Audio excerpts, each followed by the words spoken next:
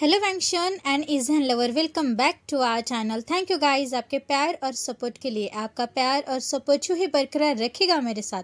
तो गाइस आज हम प्राइवेट आई का नेक्स्ट पार्ट देखने वाले हैं।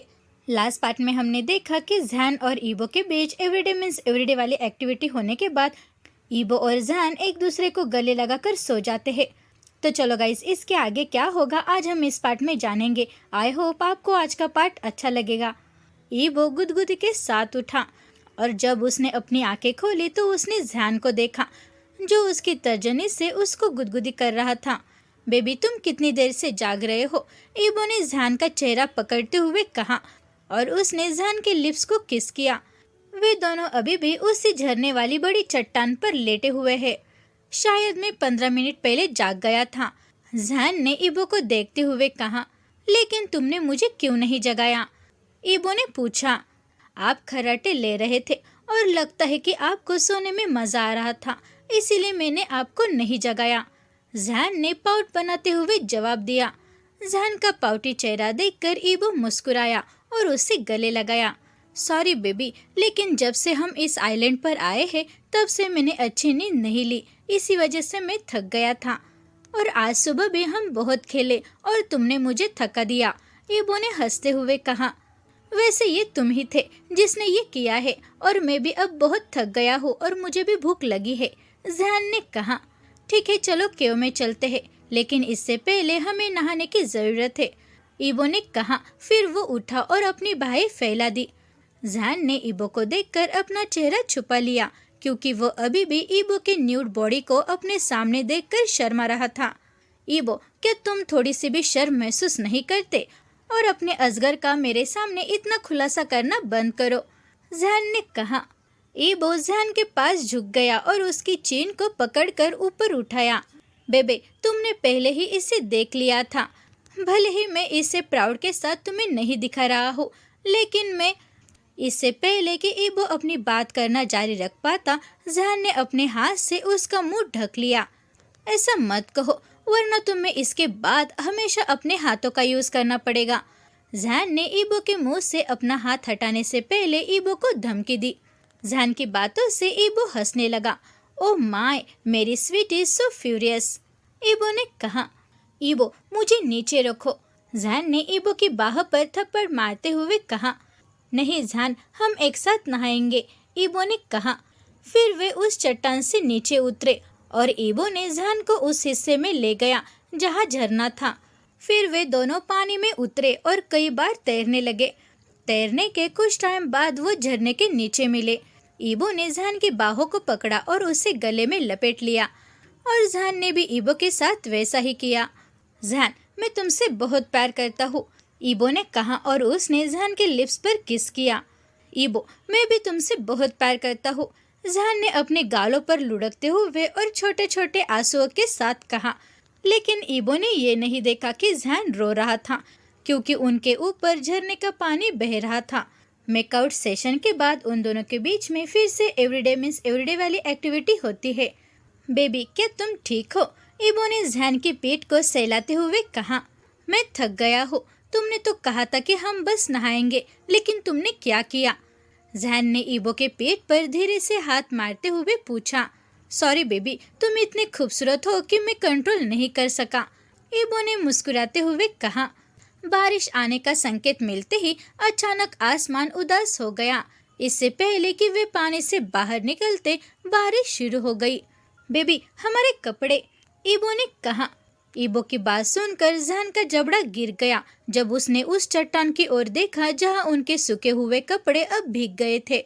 सॉरी बेबी, लेकिन मुझे भी नहीं पता था कि बारिश आने वाली है, ईबो ने कहा। जैसे ही वे उस पानी से बाहर निकले फिर उन्होंने अपने भीगे हुए कपड़े को उठाया। ईबो, अब हम क्या पहनने वाले हैं? हमारे कपड़े तो सब भीग गए हैं, जैन ने कहा। जैन, मेरी शर्ट केव के अंदर ही है, मैंने उसे वहाँ लटका दिया था, आप इसे बाद में पहन सकते हैं। चलो वापस चलते हैं और मैं हम दोनों को गर्म रखने के लिए कुछ आग जलाऊंगा, ईबो ने कहा और उसने जैन का हाथ पकड़ लिया। उन दोनों ने अपने गीले कपड़ों को अपने हाथों में लिया और वैसे ही न्यूड होकर वे केव की ओर जाने लगे। ईबो मुझे उठाकर ले चलो, मैं अब ज्यादा नहीं चल सकता, जहान ने कहा, ठीक है जहान, चलो मेरे पीठ पर सवार हो जाओ। ईबो ने कहा और वो जहान को अपनी पीठ पर सवारी करने के लिए बैठने के लिए बैठ गया। ईबो ने जहान को अपनी पीठ पर बैठा कर केव की ओर जाने लगे और जब वे केव में पहुंचे तो जहान पहले से ही ठंड से कांप रहा था। फिर ईबो ने गीले कपड़ों का पानी निकालने के लिए उसे थोड़ा मरोड़ा। फिर उसके बाद उसने उन गीले कपड़ों को केव के अंदर सुखाने के लिए डाल दिया। फिर उसने अपनी सूखी हुई शर्ट को लेकर जहान को दे दिया। जहान ने जल्दी से उस शर्ट को पहन लिया। बेबे, जब तक कि मैं आग जलाने की कोशिश करता हूँ तब तक तुम केले खा लो। कल हम दोनों साथ में खाने की तलाश में जाएंगे। ईबो ने जहान को केले की ओर इशारा किया और उसे खाने के लिए कहा। जहान ने कुछ केले खा लिए। फिर उसने नारियल पानी पीने के लिए उसे पकड़ लिया, लेकिन वो नहीं जानता था कि इसे कैसे खोला जाता है। बेबी, ये मुझे दे दो, मैं इसे तुम्हारे लिए खोल दूंगा, ईबो ने कहा जब उसने देखा कि जहान नारियल को घुमाते हुए ये पता लगाने की कोशिश कर रहा था कि इसे कैसे पी सकता है। जहान ने नारियल पानी पीने के बाद और कुछ केले लिए और फिर वो ईबो के बगल में बैठ गया जिसने थोड़ी सी आग जलाई थी। जहान ने ईबो को कुछ केले दिए और उसे खाने के लिए कहा। बेबी, तुम न्यूड हो और तुम्हें ठंड लग सकती है, जहान ने ईबो को पीछे से गले लगाते हुए कहा। ईबो ने जहान का हाथ पकड़कर उसे अपने गोद में खींच लिया। वे दोनों उस चटाई पर बैठे थे जो ईबो को किनारे पर मिली थी। जहान, जब तक तुम ठीक हो तब तक मैं ठीक रहूंगा, और वैसे भी, और जैसे जैसे आग बढ़ती जाएगी इस केव के अंदर गर्मी फैलती जाएगी। ईबो ने जहान को पीछे से गले लगाते हुए कहा। काश कोई हमें जल्दी से यहाँ से बचाने के लिए आए, मैं अब घर जाना चाहता हूँ, जहान ने कहा। बेबी, क्या तुम मेरे साथ यहाँ अकेले नहीं रहना चाहते? ईबो ने जहान को छेड़ते हुए पूछा। बेशक मैं तुम्हारे साथ रहना चाहता हूँ, लेकिन हम इस जगह पर ज्यादा दिनों तक नहीं रह सकते, जहान ने कहा। तुम सही हो बेबी, और इस तरह से हम दोनों बीमार भी पड़ सकते हैं, ईबो ने जवाब दिया जबकि उसका दूसरा हाथ जहान के बॉडी को सर्च कर रहा था। ईबो, तुम क्या कर रहे हो? जहान ने पूछा जब उसने महसूस किया कि ईबो के हाथ उसके बॉडी को सर्च कर रहे हैं। बेबे, मैं तो सिर्फ तुम्हें गर्म कर रहा हूँ, क्या तुम्हें और कुछ चाहिए? ईबो ने अपनी सेडेटिव वॉइस में पूछा। फिर से उन दोनों का केव के अंदर मेकआउट सेशन होता है। ईबो सही था कि धीरे धीरे ये केव गर्म हो जाएगी, लेकिन ये जलती आग की वजह से नहीं था, बल्कि उन दोनों के मेकआउट सेशन की वजह से था। वैसे प्यार में पड़े दो लोगों की पूरी रात कभी भी ठंड नहीं होती, क्योंकि वे अपने जलते हुए प्यार और इच्छाओं के साथ अपने बॉडी को गर्म करते रहते हैं। और केव के अंदर जहान और ईबो ने भी कुछ ऐसा ही किया। अगले दिन ईबो केव के अंदर आने वाली चमकती धूप के साथ उठा। उसकी नजर उसके बगल में लेटे हुए जहान पर पड़ी। अपने बगल में जहान को सोता हुआ देखकर ईबो ने स्माइल की। उसकी उंगलियां जहान के नेक पर जो उसने लव बाइट्स बनाई थी उसके ऊपर घूम रही थी, और उसने धीरे से जहान के लिप्स को किस किया। इसी वजह से जहान नींद से जाग गया। बेबे उठो, हमें बाहर जाने की जरूरत है, ईबो ने उसे जगाते हुए कहा। ईबो, मुझे अब थोड़ी देर और सोने दो, मैं बहुत थक गया हूँ, जहान ने जवाब दिया। लेकिन कल तुमने ही कहा था कि खाने की तलाश करने के लिए हम दोनों साथ में जाएंगे, ईबो ने कहा। ईबो, हम बाद में जाएंगे, मैं सच में बहुत थक गया हूँ, मेरी बॉडी भी बहुत पेन हो रही है, जहान ने कहा। जहान की बात सुनकर उनकी नाइट एक्टिविटी को याद करते हुए ईबो के चेहरे पर स्माइल आ गई। बेबी, अगर कल रात तुम थक गए थे तो तुमने मुझे क्यों नहीं रोका? तुमने नहीं रोका था, इसीलिए मुझे लगा कि तुम भी यही चाहते हो, ईबो ने मुस्कुराते हुए जहान को देखते हुए कहा। ईबो, मुझे इस बात का दोष मत दो, ये सिर्फ तुम्हारी गलती है, तुम एक भूखे जानवर की तरह हो जो मुझे हर बार खा जाना चाहता था, जहान ने चिड़चिड़े टोन में कहा।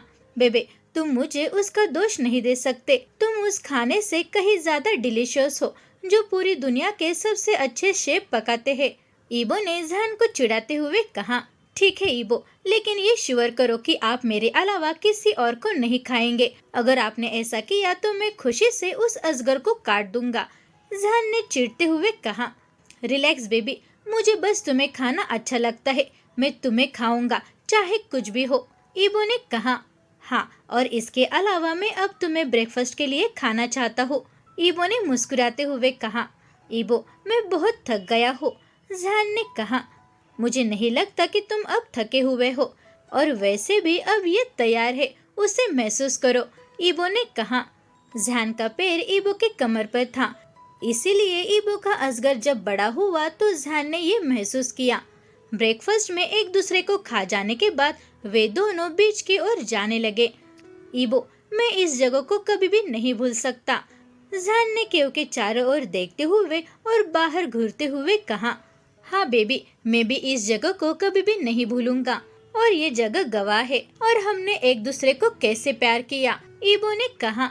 ईबो, मैं तुमसे बहुत प्यार करता हूँ, जहान ने ईबो को गले लगाते हुए कहा। जहान, मैं भी तुमसे बहुत प्यार करता हूँ, चाहे कुछ भी हो जाए, तुम पहले और आखिरी पर्सन हो जिससे मैं प्यार करता हूँ, जहान को गले लगाते हुए ईबो ने कहा। फिर उन्होंने अपने कपड़े चेक किए, लेकिन रात भर बारिश होने की वजह से कपड़े अभी भी गीले थे। उनके कपड़े गीले होने के बावजूद उनके पास खाने के लिए शिकार करने के अलावा कोई और चारा नहीं था, इसलिए जहान ने ईबो की शर्ट पहनी थी और ईबो ने अपना थोड़ा नम अंडरवेयर पहना था। बेबे, तुम चिंता मत करो, खाने की तलाश करते हुए ये अंडरवेयर भी सूख जाएगा, जहान को देखते हुए ईबो ने कहा। फिर वे दोनों खुशी खुशी खाने की तलाश में जंगल की ओर जाने लगे। हालांकि ईबो ने जहान को अपनी पीठ पर बैठा लिया था, क्योंकि पिछली नाइट की एक्टिविटी की वजह से उसकी बॉडी अभी भी पेन में थी और इसी वजह से वो ज्यादा देर तक नहीं चल सकता था। बेबी, क्या तुम उसे देख रहे हो? ये एक आम का पेड़ है, उस पर बहुत सारे पके हुए फल है, ईबो ने उस आम के पेड़ की ओर इशारा करते हुए कहा। ईबो, लेकिन ये पेड़ बहुत बड़ा है और फल भी देखो बहुत ऊंचाई पर है, हम इसे नहीं ले सकते, जहान ने कहा। सिंपल है बेबी, मैं उस पेड़ पर चढ़कर उन फ्रूट्स को तुम्हारे लिए ले आऊंगा, ईबो ने कहा। ठीक है ईबो, लेकिन केयरफुल रहो, जहान ने कहा। फिर ईबो ने निचली ब्रांच का यूज करते हुए आम के पेड़ पर चढ़ गया। बेबी, प्लीज थोड़ी देर के लिए यहाँ आओ, ईबो ने कहा। क्यों, क्या हुआ? जहान ने पूछा। फिर वो उठा और धीरे धीरे उस जगह की ओर चलने लगा। फिर ईबो अपने हाथ और पैरों का यूज करते हुए उस ब्रांच पर नीचे लटक गया। उस ब्रांच पर नीचे लटकने की वजह से वो अंडरवेयर में स्पाइडरमैन की तरह लग रहा था। ईबो, तुम क्या कर रहे हो? जहान ने हंसते हुए कहा, जब उसने देखा कि ईबो अपने अंडरवेयर में उस ब्रांच पर नीचे लटका हुआ है। फिर ईबो ने अपने पैरों से उस ब्रांच को कसकर पकड़ लिया। उसके बाद उसने अपने हाथ छोड़ दिए। जहान का फेस पकड़कर उसने नीचे लटकते हुए जहान को किस किया। बेबी, मुझे तो बस एक गुड लक किस चाहिए था, जिससे मुझे तुम्हारे लिए ढेर सारे फल मिल सकते हैं, ईबो ने कहा।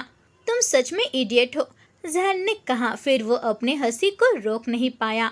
जहान ने महसूस किया कि ईबो के उस रुके चेहरे के पीछे उसकी फनी साइड छिपी हुई है। एक प्यार करने वाले और केयरिंग करने वाले पर्सन ने उसे खुश और सेटिस्फाइड कर दिया। उसके जागने के बाद से वो कुछ दिनों से ईबो के साथ है और ईबो ने उसे ये महसूस कराने के लिए बहुत कोशिश की कि वो अकेला नहीं है और वो उससे बहुत प्यार करता है। अब दूसरी तरफ बीजिंग में ईबो और जहान की तलाश अभी भी जारी थी। उन्होंने तब तक उम्मीद नहीं छोड़ी जब तक कोई रिपोर्ट नहीं आई कि किसी की डेड बॉडी उन्हें मिल गई है। शाओ शू इंग अपने काम पर नहीं गया, क्योंकि अगले दिन अपने बेटे और उसकी बॉडीगार्ड की तलाश करने के लिए वह हाइकुआन और उसकी टीम के साथ जाने की तैयारी कर रहा था। उन्हें हाइकुआन का कॉल आया था और वे कह रहे थे कि वे एक ऐसे आइलैंड पर जा रहे हैं जहां कोई भी इंसान नहीं रहता और ये आइलैंड चीन और जापान के बॉर्डर के करीब है। हाइकुआन के मुताबिक ये आइलैंड हार्ट शेप का है। हेलीकॉप्टर तैयार करो, क्योंकि हम कल उस आइलैंड पर जा रहे हैं जिसके बारे में मैंने आपको बताया था। मिस्टर शाओ ने अपने रेजिडेंट पायलट को कॉल करते हुए और इसके बारे में बताते हुए कहा। अंकल, क्या मैं भी आपके साथ चल सकता हूँ? शुआ चेंग ने पूछा। जहान और ईबो के चले जाने के बाद से वो जहान के घर ही रहता है। वो तो बस जहान और ईबो के बारे में खबर जानने वाले पहले लोगों में से एक बनना चाहता था और उसने जहान के घर में रहते हुए जहान की नैनी को आराम देने की कोशिश की। ठीक है चेंग, तो कल तैयार हो जाओ। वैसे क्या तुम्हारे पास ईबो के भाई हाइकुआन का नंबर है? मिस्टर शाओ ने पूछा। हाँ अंकल, मेरे पास उनका नंबर है, लेकिन आपने ऐसा क्यों पूछा? शुअ चेंग ने जवाब दिया, लेकिन उसने अपनी नजरें दूसरी तरफ घुमा ली। ठीक है, तो उसे कॉल करके ये बताओ कि तुम भी मेरे साथ आ रहे हो। यदि किसी प्रॉब्लम की वजह से मेरा कॉल नहीं लगा तो वो तुमसे कांटेक्ट कर सकता है, इसीलिए मैंने पूछा था, मिस्टर शाओ ने कहा। ठीक है अंकल, मैं कॉल करके उन्हें बता दूंगा, शुअ चेंग ने कहा। वापस आइलैंड पर ईबो और जैन बीच पर एक दूसरे के हाथ को पकड़कर अपना टाइम स्पेंड कर रहे थे। वे दोनों ओशन की लहरों के साथ खेल रहे थे और बीच पर एक दूसरे को किस करने की कोशिश कर रहे थे। बेबी, क्या तुम मेरा पीछा नहीं करोगे? जैन ने ईबो से दूर भागते हुए चिल्लाया। क्या? बेबी, तुम मुझे इस तरह से धोखा नहीं दे सकते। तुम पहले मुझसे बहुत दूर चले गए और मुझे बाद में पीछा करने के लिए कहा। ये तो बहुत नाइंसाफी की बात है, ईबो ने कर्राते हुए कहा। नहीं, मैंने ऐसा कुछ भी नहीं किया, जैन ने कहा। फिर उसने ईबो को चिढ़ाने के लिए अपनी जीभ बाहर निकाली। ठीक है बेबी, तुम जल्दी से दौड़ते रहो, क्योंकि मुझे चिढ़ाने के लिए मैं तुम्हें पनिश करने वाला हूँ, ईबो ने मुस्कुराते हुए और चिल्लाते हुए कहा। उन दोनों की हंसने की आवाजें उन लहरों के साथ मिक्स हो गई जो किनारे से टकरा रही थी। ईबो, काश हम हमेशा इस तरह से रहते, खुश और लापरवाह, जैन ने कहा जब वे रेत पर एक साथ लेटे हुए थे।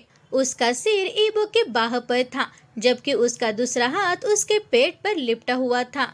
हाँ बेबे, हम करेंगे। जब हम सिटी में वापस जाएंगे तो हम सब कुछ अरेंजमेंट कर लेंगे और फिर हमारे पेरेंट्स को भी हमारे प्यार के बारे में बताएंगे, ईबो ने जैन को गले लगाते हुए कहा। वे दोनों सनसेट तक बीच पर ही रहे। उसके बाद ईबो ने जैन को उठाकर केव में वापस चला गया। फिर उन्होंने केव के अंदर पूरी रात प्यार किया। अगले दिन जैन और ईबो कोल्ड स्प्रिंग की ओर चले गए। पिछले दिन इकट्ठा किए गए फलों को वे अपने साथ ले गए। उन दोनों ने इसी तरह से टाइम स्पेंड किया जैसे वे यहाँ पिकनिक मना रहे हो। इस बार जैन ने आसपास थोड़ा कंफर्टेबल महसूस किया। हालांकि जैन को अभी भी कभी कभी शर्म महसूस होती है, लेकिन उसने ईबो के साथ झरने पर खेलते हुए और न्यूड होकर दौड़ने की हिम्मत की।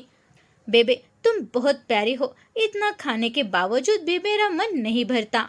उन दोनों ने चट्टान पर एक राउंड लगाने के बाद अभी वो दोनों आराम कर रहे हैं। ईबो ने जैन के नाक पर चुटकी ली। तुम भी मेरे प्यार, तुम भी बहुत हैंडसम हो, जिसे मैं अनदेखा नहीं कर सकता, जैन ने हंसते हुए कहा, क्योंकि वे दोनों एक दूसरे के चेहरे को सहलाते हुए खेल रहे थे।